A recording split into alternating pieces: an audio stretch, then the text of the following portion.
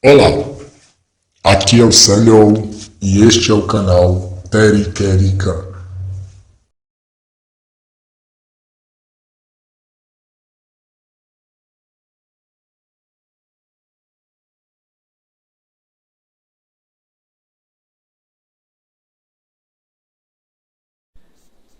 Convidamos com alegria e com votos de paz o nosso querido convidado para que se ocupe do tema a reencarnação e as desigualdades sociais.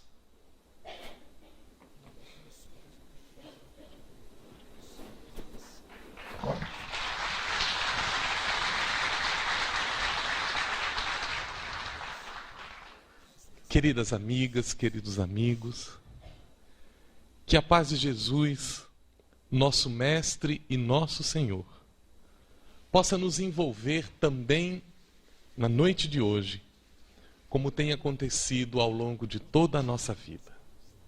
É uma alegria imensa estar com vocês, rever alguns corações que há tempos que não nos víamos e encontrar novos amigos. Sintam-se carinhosamente abraçados, porque nos ensina a doutrina espírita que todos somos irmãos, que todos estamos entrelaçados na construção da nossa própria existência. E é com imenso carinho que nós estamos em vossa cidade. O Espírito Maria Dolores, referindo-se à oportunidade singular que era estar no mundo, reencontrar-se através da oportunidade do renascimento na Terra, manifesta de uma maneira muito eloquente a importância e o significado da reencarnação num pequeno poema que ela intitulou Mãos Marcadas, nos dizendo: Senhor, quando me deres o privilégio do renascimento no berçário do mundo, ante as dificuldades que apresento e aquelas, Senhor, que eu não vejo, eis aqui o desejo em que dia por dia me aprofundo. Deixa-me renascer em qualquer parte. No entanto, que eu possa acompanhar-te, aonde continuamente estás e permanentemente continuas, trabalhando e servindo em todas as estradas, para que eu tenha as minhas mãos marcadas, assim como trazes as tuas. Quanta ilusão, quando eu me debatia, crendo que o desespero fosse prece, a rogar-te segurança e alegria, sem que eu nada fizesse. Imitava na terra o lavrador, a temer a lama, o sol, o vento e a bruma, esperando o milagre da colheita, sem plantar coisa alguma. No entanto, hoje eu sei que o trabalho é divino compromisso, é estímulo do céu guiando-nos os passos, e que, atendendo a semelhante lei, pusestes ambas as mãos em nossos braços, por estrelas de amor e de serviço. Assim, quando eu estiver na terra, entre os homens, meus irmãos, que eu me perca em trabalho e me lembre das mãos. Ajuda-me a entregar a própria mão aos cravos das incompreensões que me rodei, entre bênçãos de fé e preces de perdão. Dá que eu tenha a honra de estar contigo, aonde continuamente estás e permanentemente continuas, trabalhando e servindo em todas as estradas, para que um dia eu tenha a honra de ter as minhas mãos marcadas, assim como trazes as tuas. A honra de marcar as mãos no trabalho é a característica distintiva do processo de renascimento no mundo. Aprendemos com a doutrina espírita que somos espíritos, que estamos vestidos no corpo para o desempenho simultâneo de um processo de aprendizado que nos engrandecerá as faculdades intelectuais e nos desenvolverá as habilidades éticas para que sejam aplicadas ao trabalho, para que sejam aplicadas na construção dos valores, porque nós, como filhos de Deus, somos co-criadores. Exercitamos o poder da inteligência com o propósito específico de acrescentar valores ao mundo, mas valores de uma natureza especialíssima. Tudo recebemos de Deus e em nome dele construímos todas as coisas. O conceito espírita de Deus não é o daquele ser distanciado que criou o mundo e deixou-o ao sabor das circunstâncias, mas o de uma inteligência suprema que é a causa primária, aquela causa que está imiscuída na essência de todas as coisas. E por isso mesmo, vivemos e nos movemos em Deus, consoante a feliz expressão de Paulo de Tarso. A noção que o Espiritismo nos traz de quem somos como espíritos tem um impacto muito grande sobre o conceito que nós temos da vida.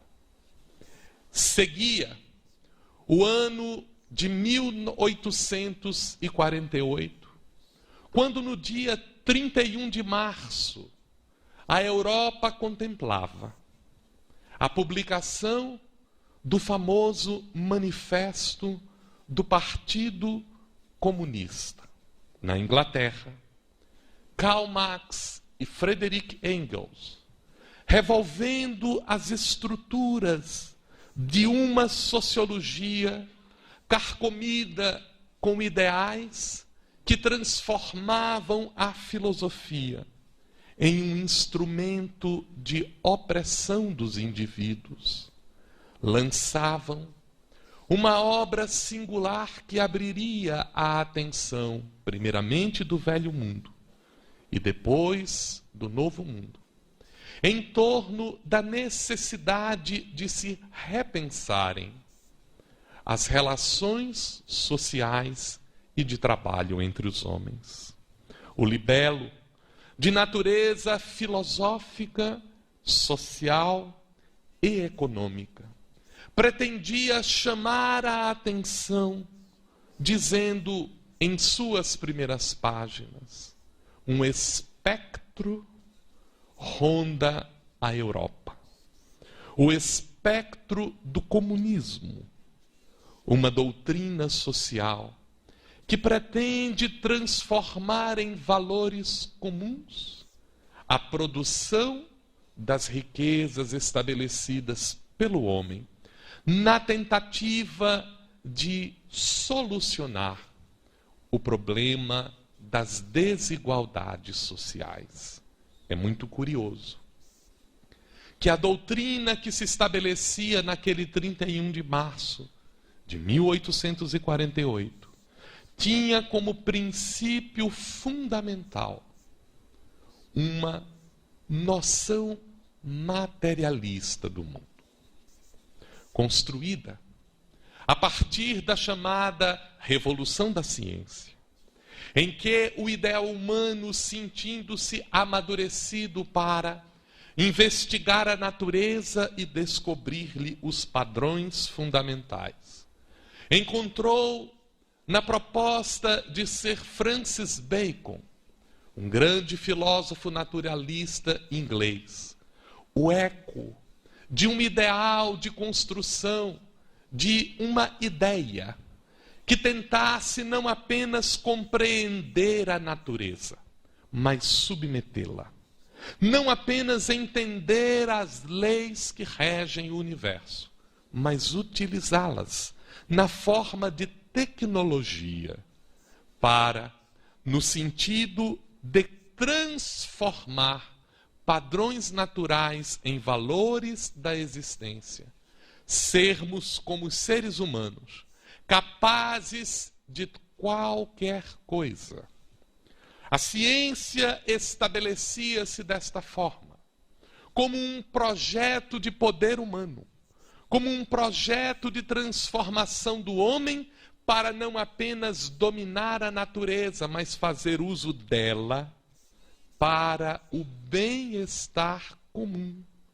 E quando Marx denunciava o espectro do comunismo na Europa, ele se contrapunha a toda uma desestruturação social ocorrida desde a chamada Revolução Industrial, em que as comunidades agrícolas convergiam para a indústria em busca de um melhor emprego, em que as famílias se desestruturavam para vivenciar um dia a dia de trabalho que por vezes contemplava mais de 20 horas por dia, que não respeitava a fragilidade da organização infantil e que ignorava as obrigações de pais e mães no lidar com a própria família. Este movimento de natureza social, baseado dentro de uma concepção eminentemente materialista, que levantaria a bandeira da religião como o ópio do povo, encontrava de uma maneira muito curiosa na estrutura histórica o seu principal oponente, nascendo no mesmo dia, 31 de março de 1848. Enquanto Marx, na Europa, fazia referência a um espectro que rondava a Europa, no condado de Hydesville, na cidade em Nova York, nos Estados Unidos da América, um outro espectro também rondava o Novo Mundo. Tratava-se do espírito Charles Hosman, que na casa do senhor e da senhora Fox, ele, um pastor presbiteriano, reunido com a sua família, ouvia pancadas dentro de casa. Todos temiam, porque não era possível identificar a causa daquilo. Quando a menina, a mais nova da família, rindo, como é tão comum às crianças em situações desta natureza, lançou para o espectro um desafio. Senhor Pé Rachado, já deu logo um apelido. Se o senhor entende o que eu estou fazendo, faça o que eu faço. E bateu 2 vezes na madeira de dentro de casa. O que se ouviu foi uma sequência de 2 pancadas. E a partir deste mecanismo, estabeleceu-se um processo de comunicação, através do qual ficou-se sabendo tratar-se aquele espectro do espírito de um homem morto, que era um caixeiro viajante, que havia sido assassinado naquela casa e que acreditava os seus despojos ali estavam. E que voltava do túmulo para dizer que estava vivo. E a ideia de que um espírito era capaz de comunicar-se com os homens, conquanto não fosse uma novidade, porque ao longo de toda a história humana temos tido notícias de espíritos que voltam para falar aos homens. Criou um burburinho incomum, fez com que a ciência ocupasse a atenção das páginas de jornais, e o chamado novo espiritualismo que surgia na América estendeu-se para o mundo todo. E a partir das chamadas observações dos fenômenos de intercâmbio mediúnico, o homem começou a ter uma atenção especial para a realidade da vida espiritual.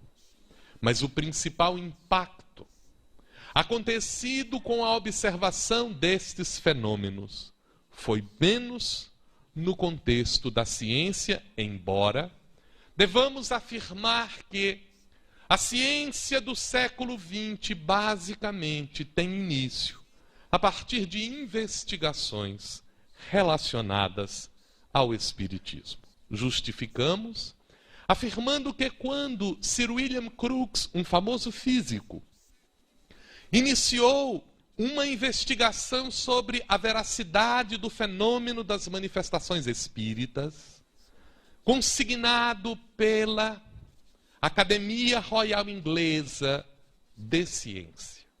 Ele passou a investigar os fenômenos das materializações luminosas de Kate King, e ao apresentar as suas conclusões àquela sociedade, ele disse que não se tratava de um fenômeno possível, mas de um fenômeno real, um fato comprovado. A Academia Real riu-se, deixou a direita à margem dos processos de academia. Mas Crookes estava muito impressionado como quando o espírito se apresentava durante as materializações, o seu corpo era iluminado. Era um corpo que emitia luz. E ele ficou muito intrigado sobre os estados luminosos da matéria e, fazendo as investigações desta linha, abriu espaço para a descoberta dos chamados raios catódicos, que abriram as portas para as investigações sobre a radiação, que reinauguraram a física e que desmaterializaram a matéria como nós a entendemos na atualidade.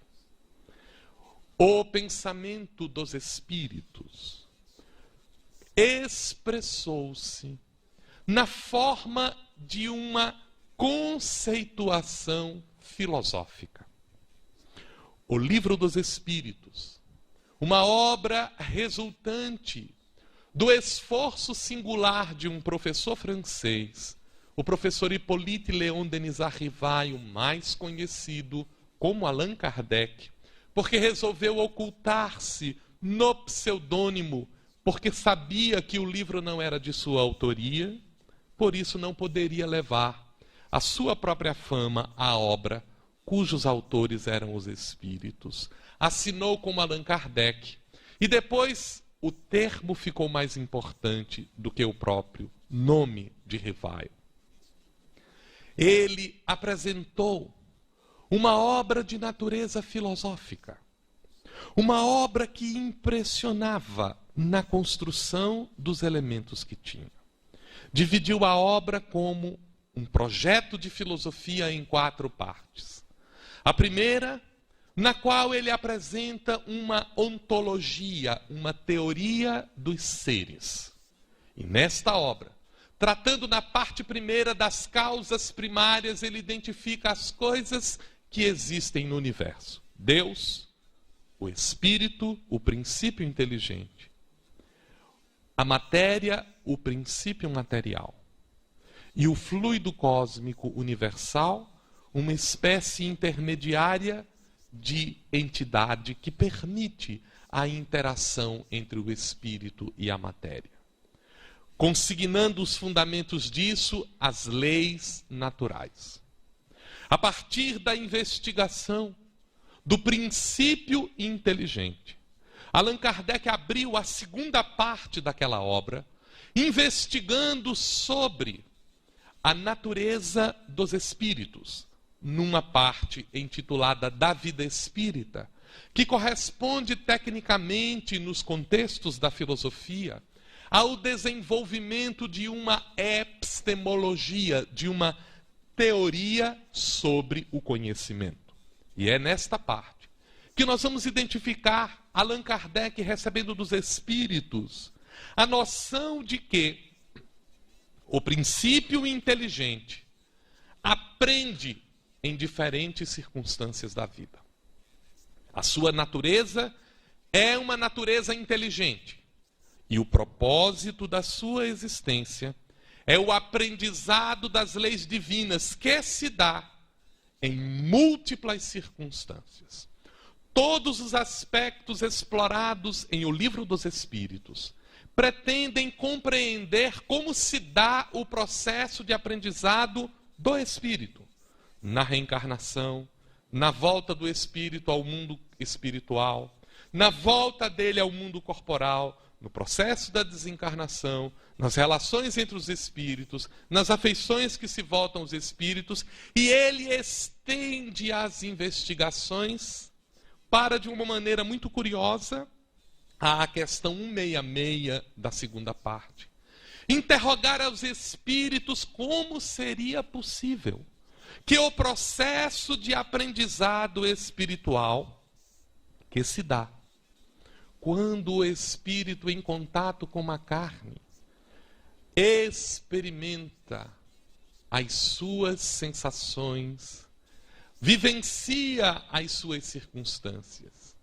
E ele pergunta, uma vez que uma existência é insuficiente para que o espírito aprenda toda a extensão do conhecimento existente, para que ele desenvolva todas as suas potencialidades, como se dará o desdobramento dessa experiência? E os espíritos respondem, sofrendo as provas de uma nova existência. Vemos a partir daí que o propósito da reencarnação, a nova volta do espírito a um corpo especificamente preparado para ele, tem o propósito de dar a continuidade ao processo de aprendizado. As implicações disso são magistrais.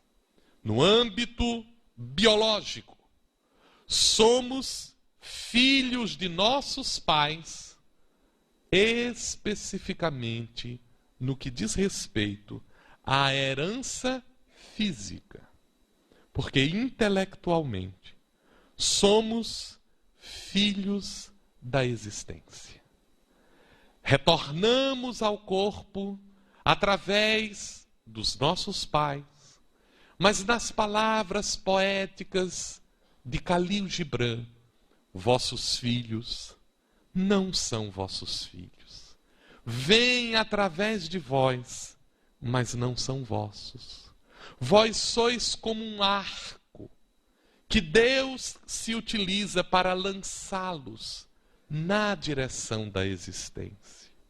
É vossa obrigação amá-los, ampará-los, mas eles não vos pertencem.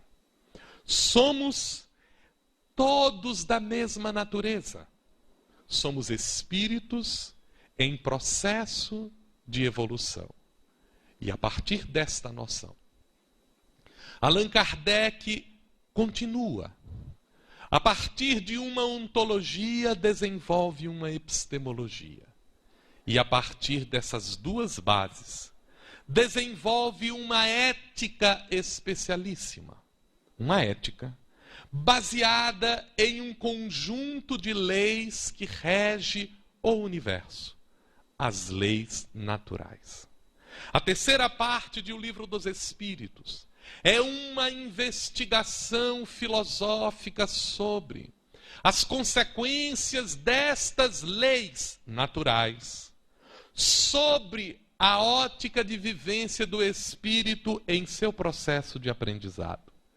E dentro da estruturação desta lei, nos depararemos com uma questão muito interessante, que é o modo pelo qual desenvolvemos o nosso aprendizado. Como aprendemos? A primeira questão que levou Allan Kardec a investigar o assunto é como o espírito aprende, como ele desenvolve as suas percepções. E uma vez constituído o arsenal de sua inteligência, a possibilidade que ele possui de sentir o mundo e de agir com ele, ele volta a alguns questionamentos para designar, num estudo específico sobre a lei de sociedade, que nós precisamos uns dos outros para a verdadeira construção de nossas personalidades. Isolados, não seremos capazes de desenvolver toda a nossa potencialidade. Sozinho, o homem não se desenvolve. E é fundamental a relação social, a capacidade de conviver e de aprender com o outro, porque através dela desenvolvemos os nossos referenciais intelectuais e criamos os nossos hábitos. E ao fazer isto, Allan Kardec designou o Espiritismo como uma doutrina filosófica de finalidades educacionais e de consequências sociais. De finalidades educacionais. Porque o Espiritismo vem nos esclarecer de que todos nós estamos na Terra em processo de aprendizado. Todas as experiências de nossa vida são de natureza para promover o nosso aprendizado. Todas as circunstâncias, todos os problemas, todas as dificuldades são desafios da vida para que nós apliquemos com o trabalho a nossa inteligência, a nossa afetividade na resolução deles em nosso dia a dia.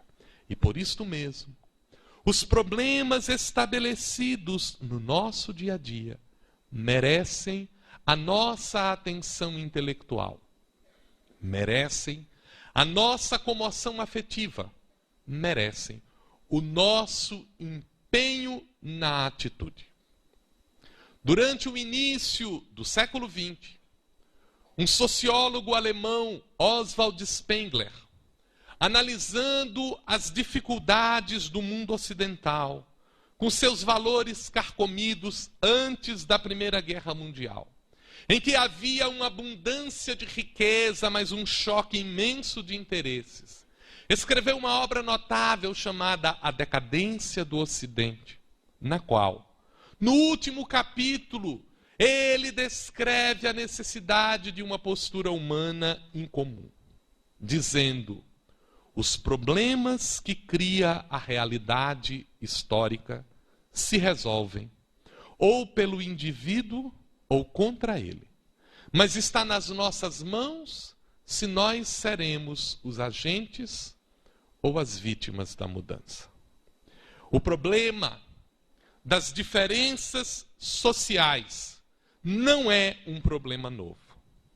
Muitos se posicionaram em relação à questão das diferenças sob uma abordagem filosófica muito peculiar. Nas tradições antigas, teremos a noção de que cada pessoa desempenha um papel específico na sociedade. E dessa maneira, corroboramos a noção de que todo mundo está no lugar que lhe é conveniente.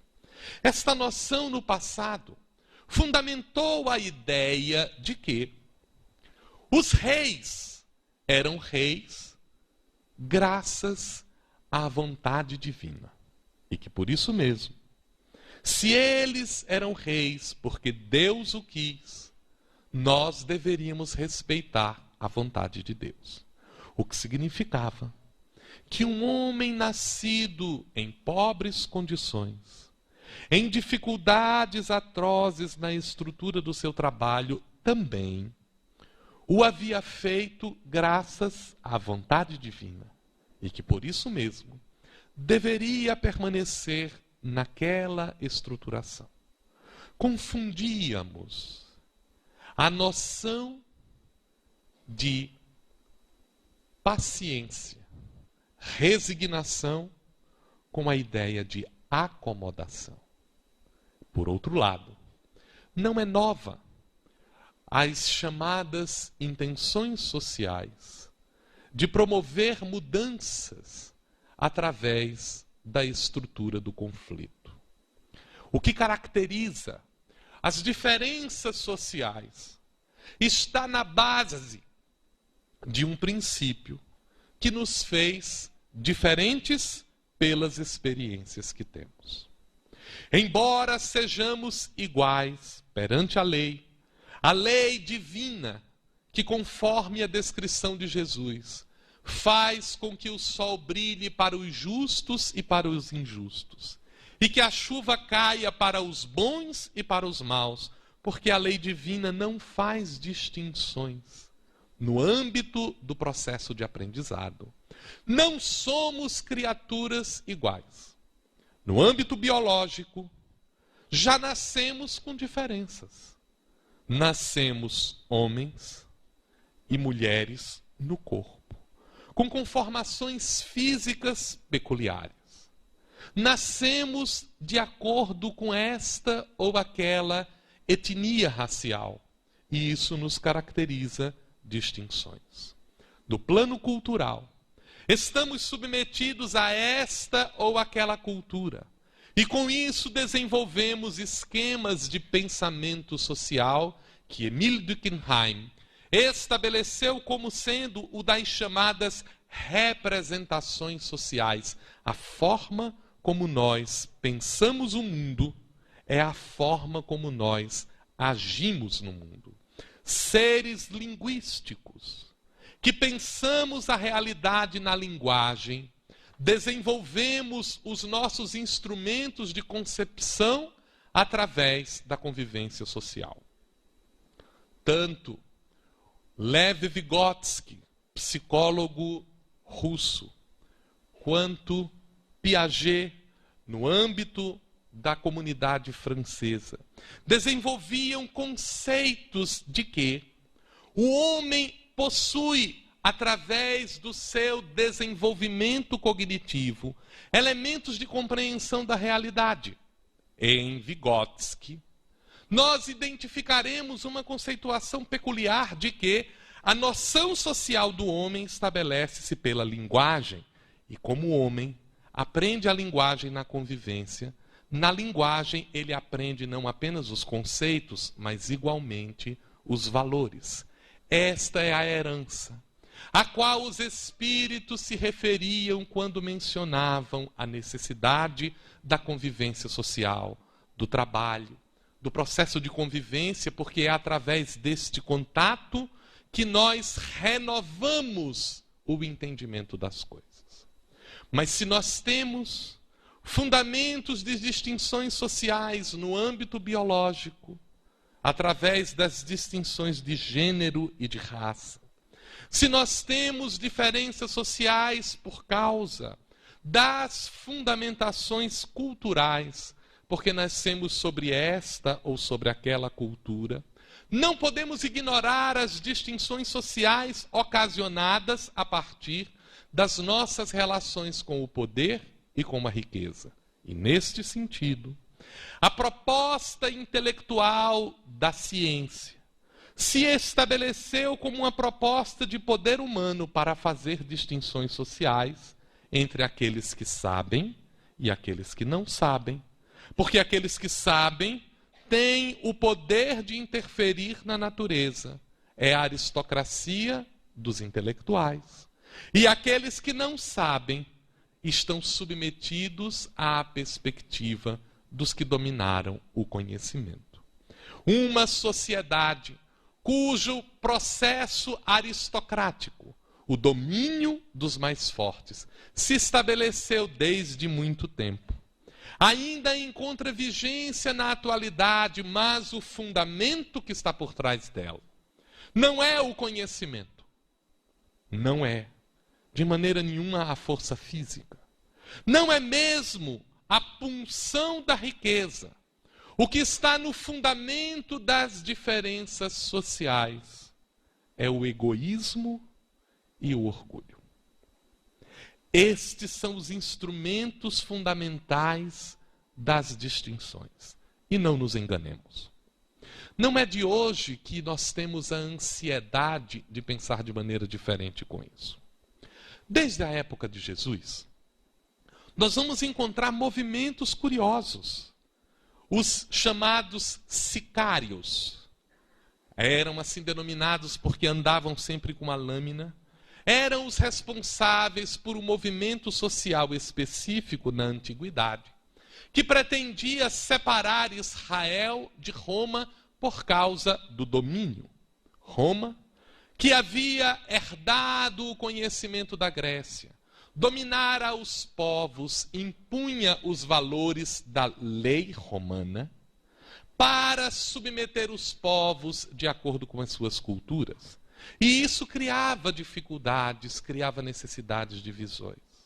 Mas precisamos considerar qual é a alternativa que o Espiritismo propõe para estas diferenças sociais que vêm desde épocas muito antigas. Nos tempos de Jesus, já identificávamos as distinções claras e as soluções que foram dadas. Poucos ofereceram tantas contribuições para a mudança dos referenciais da sociedade quanto a mensagem de Jesus, que não o fez apenas no plano das ideias, mas interferiu com as pessoas no dia a dia. Recordamos o momento singular em que uma adúltera é trazida à presença de Jesus para ser submetida à lei. É muito curioso este momento da passagem, porque afinal de contas a lei não era a mesma para homens e mulheres. Não existe na antiguidade uma legislação de 10 mandamentos para os homens e outros 10 mandamentos para as mulheres. O que existem são os 10 mandamentos da lei, que contemplam homens e mulheres. No entanto, quando trazem a adúltera, não trazem o adúltero. É muito curioso isso. E não o trazem por um motivo muito simples. A expressão social já fazia distinções do gênero. O homem era a imagem e semelhança de Deus. A mulher havia sido retirada de uma costela do homem. Era, portanto, um ser que não tinha parentesco divino com Deus. Tinha parentesco com o homem. E na tradição se estabelecia uma noção muito equivocada de que na mulher nós tínhamos a origem de todos os pecados. Em particular, assinalou-se à mulher a sensualidade. O homem como um ser racional, a mulher como um ser sensual. E isso criou uma distinção e é o motivo pelo qual a mulher é trazida para Jesus. Aqui estamos diante de um quadro de diferença social, em que os direitos do homem são diferentes dos direitos da mulher. Isso é tão interessante que há uma série de estudos sobre este impacto da ideia tradicional religiosa, da diferença entre o homem e a mulher sobre as diferenças sociais. As chamadas análises, recomendações afonsinas, que é um tratado religioso da era medieval, determinou a legislação de Portugal, e isso nos afeta diretamente, porque herdamos a nossa formação civil diretamente de Portugal. E aí, a mulher era culpada de adultério até no século passado. Na atualidade, ainda estamos sob a vigência de certas noções a respeito disso. E Jesus, então, olhando a mulher que havia sido trazida naquela circunstância, é submetida a uma pergunta curiosa. Senhor, disseram os doutores da lei, esta mulher foi pega em adultério. A lei manda que nós a apedrejemos. E é muito curioso, porque só quem podia apedrejar a mulher eram os homens. Que dizes? Jesus olhou para eles, pegou um graveto e começou a escrever na terra a lei.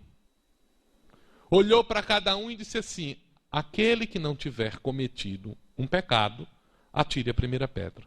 Vejam que ele não disse aquela mulher que não tiver cometido um pecado. Ele não disse aquele homem que não tiver cometido um pecado. Ele equalizou o princípio da lei.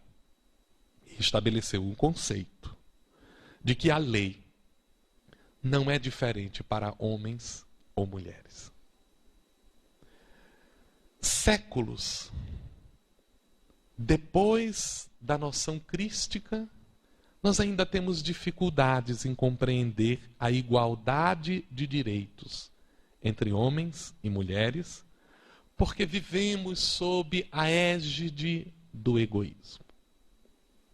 O outro matiz das diferenças sociais que se estabelecem é originado pela noção da riqueza, o acúmulo das riquezas. E aí, nós vamos ver uma outra passagem dentro da estrutura cristã que nos surpreende nesse sentido. A passagem do mancebo rico, que, sendo um homem muito culto, um homem de uma formação extraordinária, vendo Jesus pregando às portas de Jerusalém, se aproxima de Jesus e lhe faz uma pergunta muito interessante. Senhor, o que eu devo fazer para ganhar a vida eterna? Jesus olha para ele, como era de costume, e diz assim: o que te diz a lei? E o homem esnoba. Porque quando se perguntava o que te diz a lei, o costume era repetir-se os mandamentos, que eram a expressão da lei. Mas ele, querendo mostrar que era um homem muito estudioso, que conhecia a lei como poucos, estabelece o resumo da escola filosófica de Eliú, dizendo: amar a Deus sobre todas as coisas e ao próximo como a mim mesmo. Fez um resumo de toda a lei.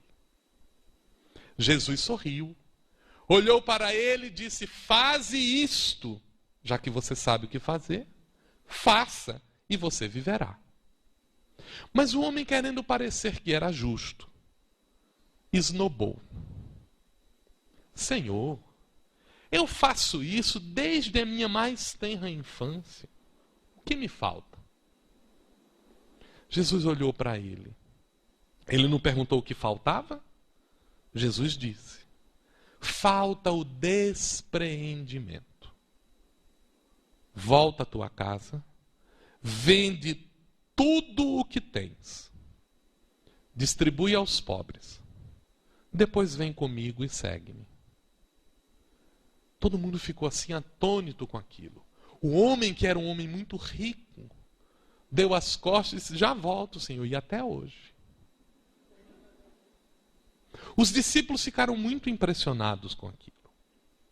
Em particular, Judas Iscariotes. Porque via que Jesus tratava o problema da riqueza de uma maneira diferente. E começou a correr entre os discípulos uma noção equivocada quando Jesus imediatamente, voltando para as pessoas que ainda estavam absorvendo aquela lição, evocou uma imagem muito importante. Jerusalém era uma cidade cercada de muros, como os antigos castelos medievais que nós temos nas nossas referências. As cidades existiam dentro dos castelos, e para a gente entrar no castelo, a gente tinha que passar pelos portões do castelo. Jerusalém não tinha um portão, tinha a porta principal e inúmeras portas que davam acesso, para evitar que os animais entrassem na cidade para sujá-la, porque Jerusalém era uma cidade por onde vinham muitos mercadores de Jericó e das outras cercanias. As portas centrais elas eram fechadas e as laterais eram construídas em um formato muito peculiar, o formato de um buraco de agulha, em que a altura era suficiente para passar um homem, mas para impedir a passagem de um camelo. Mas muitos dos comerciantes, de vez em quando, precisavam entrar com os camelos na cidade, e para fazê-lo, era preciso retirar toda a carga do camelo. Toda a carga. Pegar o coitadinho do camelo e ajustar ele na porta para que ele pudesse passar. Isto era claro para todas as pessoas que viam isso acontecer o dia a dia. Então Jesus usa esta imagem, e querendo dizer que a dificuldade do camelo em passar pelo buraco da agulha é superada quando alguém, externamente a ele, e às vezes contra sua vontade, retira o peso excessivo e o faz passar. Jesus disse: em verdade vos digo, é mais fácil o camelo passar pelo buraco da agulha do que o rico entrar no reino dos céus. Porque o rico desenvolve, via de regra, o apego emocional à sua riqueza. Os discípulos ficaram impressionados com aquilo, mas Jesus estava desta maneira combatendo a riqueza. Foi o que muitos discípulos acreditaram. Para na sequência, quando ele entrava em Jericó, a mais rica cidade da antiguidade israelita, ele se deparou com um homem especial, o coletor de impostos da cidade. Um coletor de impostos, naquela época, era alguém que recolhia os impostos para o Estado e, por direito, ficava com 10% de tudo o que recolhesse. Portanto, em Jericó, que era a mais rica cidade, nós encontramos o mais rico dos coletores de impostos, Zaqueu. Um homem de pequena estatura, que subiu no sicômoro para ver Jesus, e Jesus disse: Zaqueu, desce daí, hoje à noite eu vou jantar na tua casa. Viu, Patrícia? Hoje à noite eu vou jantar na sua casa. E dentro desse contexto, os discípulos ficaram indignados. Mas Jesus acabou de dizer que é mais fácil o camelo passar pelo buraco da agulha do que o rico entrar no reino dos céus. E Jesus vai jantar na casa de um homem rico? Como é possível isso? E vai Jesus para a casa de Zaqueu. E Zaqueu deu um pequeno jantar para Jesus e os seus convidados. Eu fico imaginando a esposa de Zaqueu nesta noite. Chegando Zaqueu, disse assim: minha filha, eu trouxe umas pessoas aí para jantar na nossa casa. Vocês lembram que no começo das pregações de Jesus, quando ele precisou dividir os pães, ele teve que alimentar 5.000 pessoas? Imagina Zaqueu chegando em casa, dizendo assim: minha filha, eu trouxe assim umas 10.000 pessoas para jantarem hoje aqui em casa. De susto. Vocês têm ideia da riqueza deste homem? Que conseguiu mobilizar um jantar para 10.000 pessoas num instante. E enquanto todos estavam na sala de Zaqueu, e Zaqueu trouxe a alegria dele, dizendo: Senhor, eu estou tão contente, tão emocionado com a tua presença na minha casa. A tua presença me impressionou tanto que hoje eu pegarei metade de tudo que eu tenho e distribuirei. mais do que isso. Se eu cometi algum ato que tenha lesionado alguém, eu pagarei 4 vezes o que eu estiver prejudicando com essa pessoa. Ele já era um homem bom. Humberto de Campos, escritor, dá notícias de que toda a economia de Jerusalém e de Jericó girava em torno dos empreendimentos de Zaqueu. E ainda assim, enquanto o antigo mancebo rico queria reter, ele sabia distribuir para gerar valores para todo mundo. E Jesus então diz a ele: bem-aventurados, Zaqueu, tu és um homem bom, esta noite o reino dos céus entra nessa casa. Os discípulos ficaram impressionados. Mas, Senhor, quando Zaqueu saiu para ir chamar os filhos, os discípulos chamaram Jesus e disseram assim: Senhor, você é um homem rico, como é que o Senhor está dizendo que o reino dos céus entrou nessa casa? Esse homem é um perdido, como é que o Senhor está dando valor à riqueza? E Jesus não disse nada. Quando todos voltaram, haviam jantado na sala de Zaqueu, Jesus contou a parábola dos talentos. O reino dos céus é semelhante a um grande rei que chamou 3 servos e a cada um deu 5 moedas de ouro, 2 moedas de ouro, 1 moeda de ouro. E no final cobrou. O que fizeram com isso? O que tinha 5 multiplicou com mais 5. O que tinha 2 multiplicou com mais 2. O que tinha 1 enterrou. E Jesus deu a lição do que nós deveremos fazer com as nossas riquezas. A mensagem que a doutrina espírita nos dá a respeito da nossa atitude social não é uma mensagem de acomodação.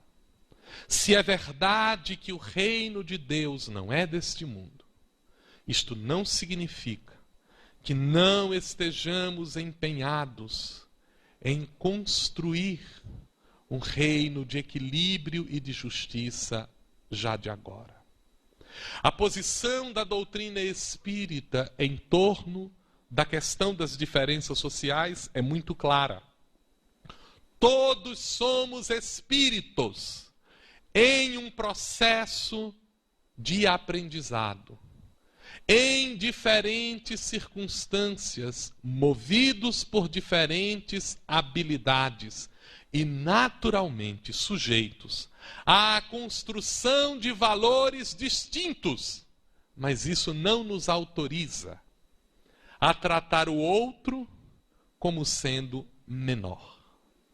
Quando Jesus entrou em Jerusalém e a multidão gritava hosanas por conta da volta do filho de Davi, a estrutura de Israel aguardava desde os tempos imemoriais a vinda de um novo rei, porque quando Davi foi rei, quando a casa de Davi assumiu o reino de Israel, Israel ganhou a sua opulência.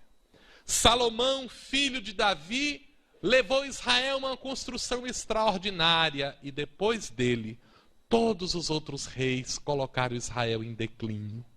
Então havia uma expectativa popular para que o filho de Davi retornasse para ser rei. E aquele Jesus era especialíssimo, porque a tradição dizia que um rei deveria vir da casa de Davi. Mas o sumo sacerdote deveria vir da casa dos descendentes de Abraão, da tribo de Levi. E Jesus era filho de Davi por parte de José. E era descendente de Abraão por parte de Maria. Era um menino que podia ser rei e podia ser sumo sacerdote, pelas tradições. O povo estava à loucura com aquilo. Quando ele entrou em Jerusalém, e as pessoas gritavam, ansiando um processo de mudança para eles de natureza social. Os sicários iniciavam um processo de transformação social. líderes tribais acorreram até Jerusalém. Estruturaram. As ruas se encheram simultaneamente, preocupados com a construção dos valores e com a possibilidade de uma grande revolução. E enquanto a multidão se apulpava com aquilo, Judas Iscariotes também percebeu. Quando percebeu que a multidão estava mobilizada, ele traçou o plano que pretendia levar a efeito. O de conduzir Jesus para uma situação de transformação social, porque o povo estava todo mobilizado. E foi assim que logo depois da última ceia, ele procurou os sacerdotes. E ao procurar os sacerdotes, recebeu uma armadilha descrita por Humberto de Campos numa obra chamada Lázaro Redivivo. Quando os sumos sacerdotes o atenderam e perguntaram para ele: é verdade que você é discípulo de Jesus? E ele aqueceu. Traçaram então um plano. Vamos fazer o seguinte: vamos degladiar contra os romanos. E para que Jesus não corra risco, nós o prenderemos dentro da casa de Herodes. Faremos a revolução. E quando a revolução terminar, nós reconduziremos Jesus à condição de rei de Israel. E Judas achou aquilo impressionante. E enquanto Jesus estiver lá, então você será o condutor das populações. Judas achou ótimo. E ele então foi conduzido à sala do Sinédrio para responder algumas perguntas muito simples. Tu és discípulo de Jesus? Sim. É verdade que Jesus se intitula Filho de Deus? Sim. É verdade que ele se diz o Messias? Sim. Dos teus olhos tu tens visto isso? Sim. Poderias identificá-lo para nós? Sim. E sai Judas, crendo que estava realizando um plano de transformação social, até o Horto das Oliveiras, para beijar Jesus. O plano que ele acreditava iriam prendê-lo na casa de Herodes, fazer a revolução e conduzi-lo à condição de rei. E esse é o motivo pelo qual ele, quando viu Jesus crucificado, quedou-se diante disso. Mas recordemo-nos que os próprios discípulos estavam entusiasmados com esta história de grandeza. Todo mundo queria ser o maior no reino dos céus. E isto é um problema de diferença social por causa do orgulho e do egoísmo. Nós ainda estamos assentados sobre esses valores. Queremos ter muito conhecimento para ter destaque. Queremos ter muita riqueza para exercer o poder. Mas a providência divina nos convida à atitude. Jesus dizia aos discípulos, logo depois da última ceia: aquele que quiser ser o maior, seja o menor. O processo das diferentes existências caracteriza, na verdade, a escola de formação das almas, através das quais, ora somos reis, ora somos mendigos, para aprender disciplinas diferentes da vida. Ora somos defrontados pelos problemas de natureza pessoal, que se caracterizam como desafios da vida para que nós exercitemos o conhecimento que temos. Ora, somos convidados à posição de liderança das populações para estender a nossa capacidade de resolver problemas em prol da comunidade como um todo.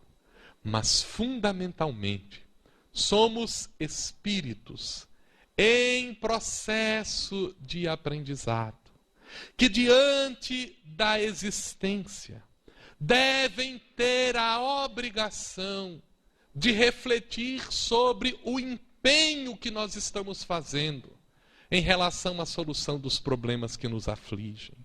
Diante das dificuldades de nossa vida, tenhamos atenção para entender a natureza dos problemas e procurar a resolução adequada. É por este motivo que as nossas palavras diante das dificuldades que se avolumam numa sociedade que ainda não compreendeu o valor do afeto, do carinho, em que as pessoas continuam sendo tratadas como números, em que nós nos degladiamos em torno dos valores comezinhos, é importante o exercício do afeto, do carinho, do respeito, do trabalho em prol de todas as pessoas. Precisamos exercitar os nossos valores e repetir na experiência de transformar as nossas potencialidades, aquilo que sabemos, aquilo que sentimos, aquilo que somos capazes de produzir, as forças que estão à nossa disposição com a riqueza para o bem-estar da humanidade toda. Aprendamos a repetir, como Maria Dolores: Senhor, ante a oportunidade do renascimento, no berçário do mundo, ante as dificuldades que apresento e aquelas que eu não vejo, eis aqui o desejo em que dia por dia me aprofundo. Deixa-me renascer em qualquer parte. No entanto, que eu possa acompanhar-te, aonde continuamente estás e permanentemente continuas, trabalhando e servindo em todas as estradas para que eu tenha a honra de ter as minhas mãos marcadas como trazes as tuas. A solução da problemática social está no trabalho, mas não no trabalho que constrói os valores específicos da riqueza, mas o que constrói os valores verdadeiros do espírito. A construção desses valores nos faz sensibilizados diante das dificuldades alheias, não apenas doar, mas promover. Não apenas amparar, mas educar. Não apenas sentir a dor do outro, mas auxiliá-lo no enfrentamento delas pela superação, pela educação que transforma o homem num ser melhor. Quando então estivermos diante das dificuldades da vida, que não hajamos como o lavrador, a temer a lama, o sol, o vento e a bruma, esperando os milagres da colheita sem plantar coisa alguma. Hoje sei que o trabalho é divino compromisso, é estímulo do céu guiando-nos os passos, e que atendendo a semelhante lei pusestes ambas as mãos em nossos braços, por estrelas de amor e de serviço. Assim, enquanto estivermos entre os homens nossos irmãos, que nos doemos em trabalho e nos lembremos das mãos.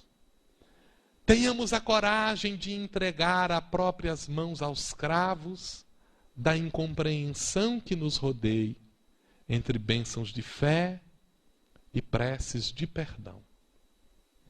O exercício desta afetividade, o exercício deste entendimento não nos tornará acomodados ante as diferenças sociais. Pelo contrário, nos fará sensibilizados para aplicar toda a nossa potencialidade na solução delas, rogando a Deus: ajuda-me a entregar as próprias mãos aos cravos da incompreensão que me rodeia, entre bênçãos de fé e preces de perdão, mas, sobretudo, dá, Senhor, que possamos estar contigo, no teu exemplo, aonde continuamente estás e permanentemente continuas, trabalhando e servindo em todas as estradas, para que tenhamos a honra de ter as mãos marcadas como trazes as tuas.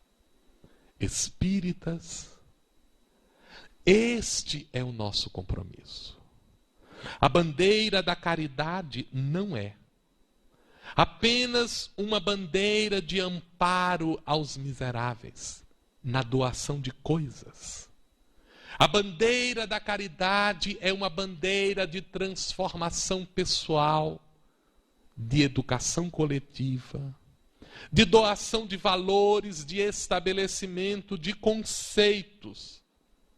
Porque sabedores da lei natural da imortalidade, que nos convida ao aprendizado contínuo em múltiplas existências, nós somos convidados a fazer a transformação social não como espíritas, porque o espiritismo não é o responsável pela transformação social, mas como cidadãos que, iluminados à luz da doutrina espírita, sabedores das realidades espirituais que nos igualam perante a lei e que nos convidam ao exercício do amparo comum, deveremos contribuir para o amadurecimento social com a educação, com o exemplo, com uma atitude, com a palavra serena. E este amadurecimento decorrente do entendimento e vivência da mensagem espírita será então o responsável pela realização das verdadeiras transformações sociais. Tenhamos coragem de sermos bons. Tenhamos coragem de sermos justos. Tenhamos coragem de sermos sensíveis. E procuremos a transformação dos nossos valores verdadeiros, a partir da nossa própria casa, exemplificando o amor entre aqueles que dividem o primeiro teto. Que tenhamos a oportunidade de compartilhar o pão com os que não têm e passam fome, mas saibamos igualmente compartilhar o conhecimento com que estão sob a égide da ignorância. Tenhamos a oportunidade de compartilhar o carinho com aqueles que estão sedentos de afeto e aprendamos a incutir em nossos valores os ideais de um verdadeiro homem de bem, para que, na construção desses valores, possamos construir esta nova era hoje. Que não deixemos para amanhã, mas na atualidade, revisemos as nossas atitudes. Somos viajantes em processo de aprendizado na carne ou fora dela. As reencarnações são os nossos convites para a mudança das salas de aula. A lei divina é a matéria que estamos todos aprendendo, mas é no amor que devemos focalizar a essência do nosso aprendizado, porque o amor pensa e age. Que tenhamos, portanto, na bandeira do amor o ideal de entendimento, para que o nosso conhecimento se transforme em utilidade comum. E que na bandeira deste mesmo amor, saibamos reverter uma atitude de entendimento recíproco, tornando-nos criaturas melhores na convivência comum. Que Jesus nos dê a honra de marcar as nossas mãos no trabalho de transformação de nós mesmos e modificados à luz do entendimento deste que é o referencial de conduta para a humanidade inteira, saibamos agir dentro de nós, no âmbito da sociedade, para a superação dos problemas que enfrentemos. Tenhamos coragem, tenhamos alegria, tenhamos a confiança de que o mundo pode ser melhor se nos esforçarmos por sermos melhores. E o mundo estará conosco, algumas vezes para nos apresentar problemas que merecem ser resolvidos.